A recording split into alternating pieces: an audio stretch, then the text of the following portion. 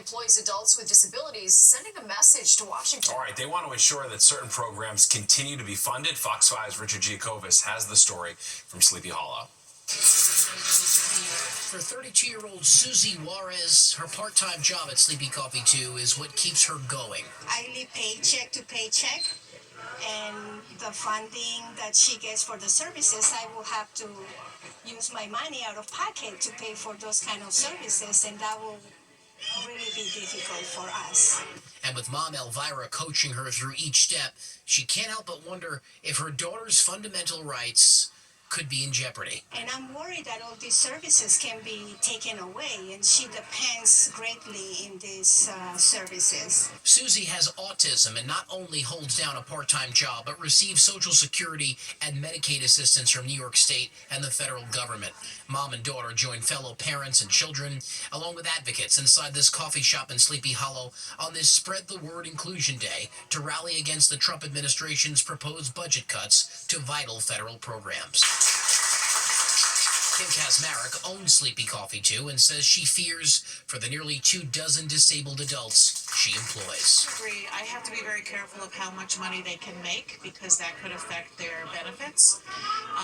And so, we have to make sure that they're not making too much money. The goal of rallies like these are not only to spread awareness about what some fear of losing, but also to get the attention of lawmakers on the local level, because after all, that's where it starts. So the folks here are signing a petition and sending it to the governor and the state legislatures, urging them to support the future of those with developmental disabilities. When somebody says they're against DEI, tell them to come here. I'm not going to stop, and that's why I'm here.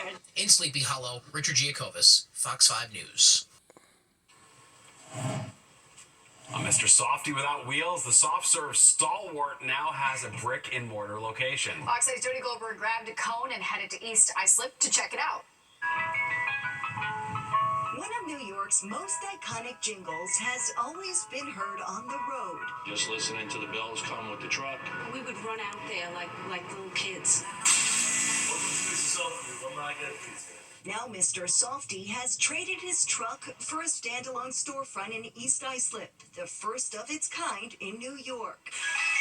And of course, the soundtrack on repeat is unmistakable as Jimmy Ilias serves up the timeless Frozen favorites. everybody loves Mr. Softy, Everybody has a memory for Mr. Softy. And what's even cooler about this store, they have pistachio and strawberry soft serve that's not available on the truck. They also have scooped ice cream as well as bubble waffle cones that are as delicious as they look. They have a special ingredients, and their mix is really good.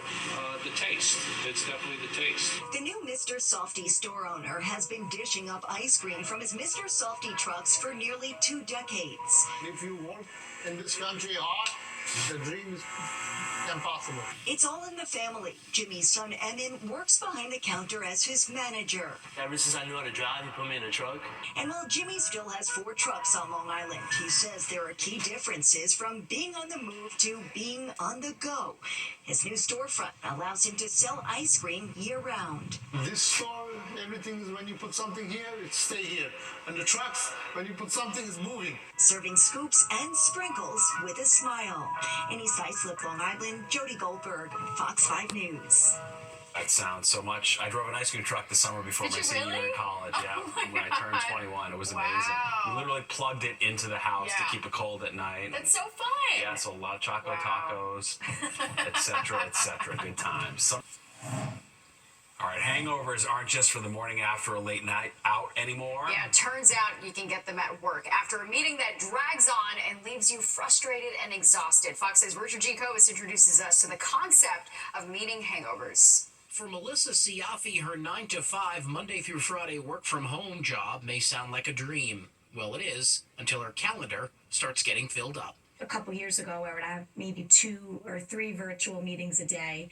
Now I have upwards of 5 and 6 meetings a day. Melissa works in hospital administration and says she spends hours of her day on meeting after meeting. So many meetings that Melissa finds herself becoming unproductive. So some of my projects that we're working on could be a 2-hour meeting. That's a huge chunk of time during the day that you're already thinking of the other meetings that you have to prep for and then do meeting notes for and actually do the work that you committed to doing in the meetings. A new study from Harvard Business reveals that Melissa and about 90% of employees surveyed in this review are experiencing something called meeting hangovers, a bad meeting that doesn't necessarily end when you log off Zoom. Typically, it's because you feel like your time was tremendously wasted, and that frustration results in a loss of productivity following the meeting. So how bad is it? Research reveals that more than a quarter of those surveyed had lingering negative effects post-meeting. Some of the most common causes include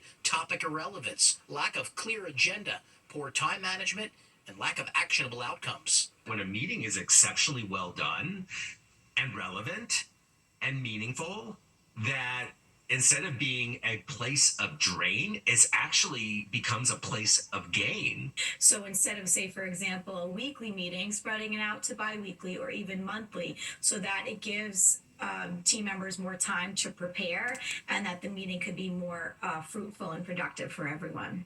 Experts say the secret to keeping your sanity on all those meetings throughout the work week is to maybe vent your frustrations, talk to your colleague who's on those meetings as well, maybe suggest shortening the meetings or make them less frequent. Richard Giacobbe, Fox 5 News. I don't know if I like that advice. I would just say, put it in an email. No more meetings. Put it in an email. No paper trail. I'm not putting nothing in. No, don't put your grievances in an email. I'm saying putting the meeting content in an email. You know what I mean? Like, it could just be an email. That can be its own problems, though. Yeah.